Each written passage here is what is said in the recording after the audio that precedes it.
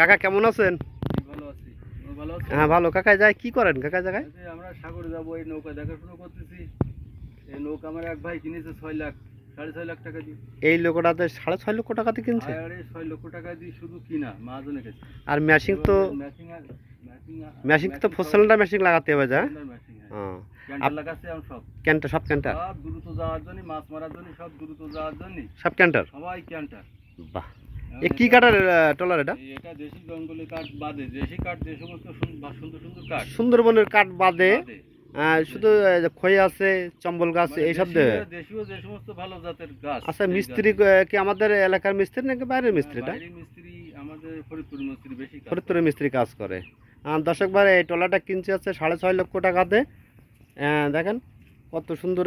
তো একে বানাইছে কোন জায়গায় ফেলাবে এটা? এটা বানানো হয়েছে খুলনা থেকে। ও খুলনা থেকে বানানো। তাই? বিরাট বড় ট্রলার, বিরাট বড় ট্রলার।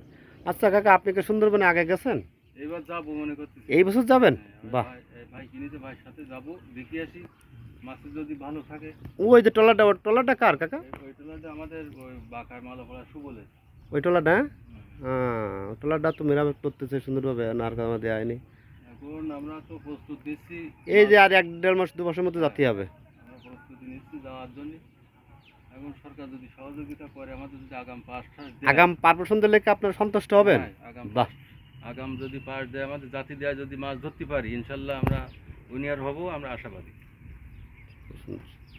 দোয়া করি আপনার আশাটা পূর্ণ হোক। আমিও ইচ্ছা আছে ঠিক আছে। আগাম যদি আমরা যেতে পারি সুন্দরবনে, তাহলে আমাদের মাছ হলে আমাদের পরিবারটা বাঁচবে, সবার পরিবারটা বাঁচবে। একটু সুস্থ হতে পারবো। আসলে সুন্দরবনে গেলে সব ঋণের পার থাকতে হয়, সব ঋণী করে, সবাই ঋণের পার থাকতে হয়। যে আমাদের যে আসলে যারা দর্শক ভাড়া সমিতি, তারপরে মাঝে কাছে টাকা নিয়ে, লোন নিয়ে এই সমস্ত করা তো মাছের কাজ।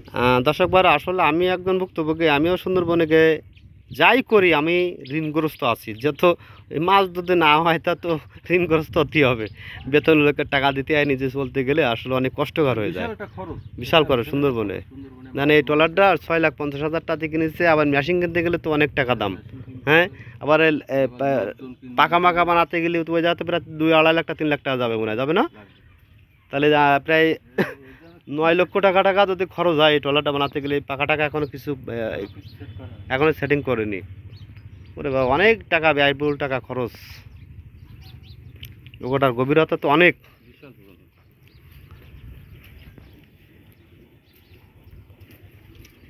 অনেক বড় অনেক বড় ট্রলার।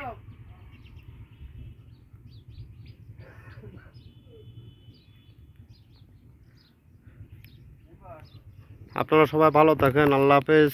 লাইক কমেন্ট শেয়ার করবেন।